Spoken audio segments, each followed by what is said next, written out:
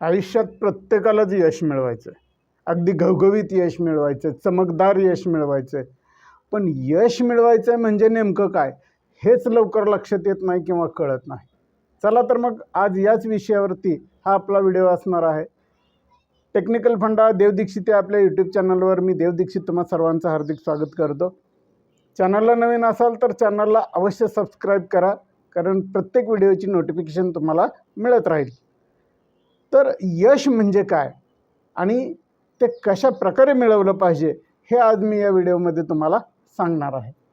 तर मित्रांनो, यश मिळवणं म्हणजे बऱ्याच लोकांच्या डोक्यात फक्त हा एकच मुद्दा असतो की खूप सारा प्रचंड पैसा मिळवणं, म्हणजे अगदी लाखो करोडो रुपये मिळवणं म्हणजे यश मिळवणं.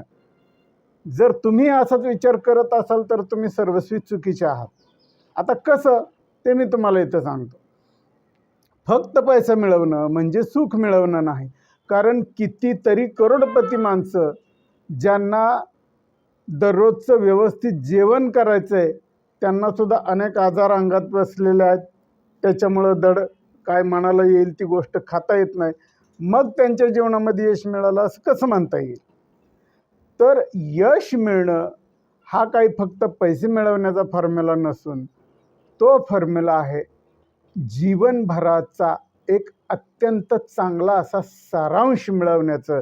त्याला म्हणायचं यश. आता तुम्ही म्हणाल हे सारांश तुम्ही काय नवीनच आम्हाला भानगड सांगताय, आम्हाला तर काहीच माहीत नाही. तर सगळं सांगतो, पण एक गोष्ट लक्षात घ्या, आपल्याकडं आज पैसा नाही आहे म्हणून बरीच माणसं चिंतेत असतात, खंत करत बसतात की यार माझ्याकडे पैसा नाही, माझ्याकडे जर पैसा असता तर मी एवढं मोठं यश मिळवलं असतं. अहो, पण फक्त पैशानीच यश मिळतं असं नाही, आणि मुळात पैसा मिळवणं हा तर यशाचा मुळी भागच नाही. मग यश मिळवणं म्हणजे काय? तर यश मिळवणं म्हणजे तुम्ही तुमचं आयुष्य चांगल्या प्रकारे जगत असताना एक चांगल्या संधी निर्माण करणं आणि तुम्हाला हवं तसं मनसोक्त जीवन जगता येणं, याला म्हणायचं यश. मग या यशामध्ये पैसा इन्क्लूड होतो. म्हणजे यशासाठी हा पैसा तुमच्याकडे धावत येतो. लक्ष्मी हात जोडून उभी राहते म्हणतात ना, ते हेच. तेव्हा मित्रांनो, यश म्हणजे दुसरं तिसरं काही नसून तुमच्या आयुष्याचा एक अत्यंत सर्वोच्च आणि चांगला असा भाग, त्याला म्हणायचं यश. मग हे यश मिळवण्यासाठी मार्ग कुठले असतात?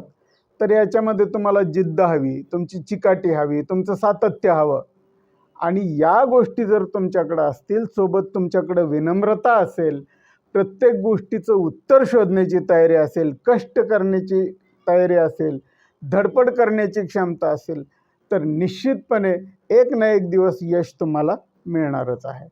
या यशामध्ये तुम्हाला आणखी काही गोष्टी मिळतील. तर तुम्हाला पत्नी, मुलं, एक आदर्श संसार, ह्या गोष्टीसुद्धा ह्या यशातूनच मिळणार आहेत. मग यश मिळवण्यासाठी एवढी धडपड का करावी लागते? कारण शॉर्टकटने मिळालेलं यश कधीही टिकत नाही.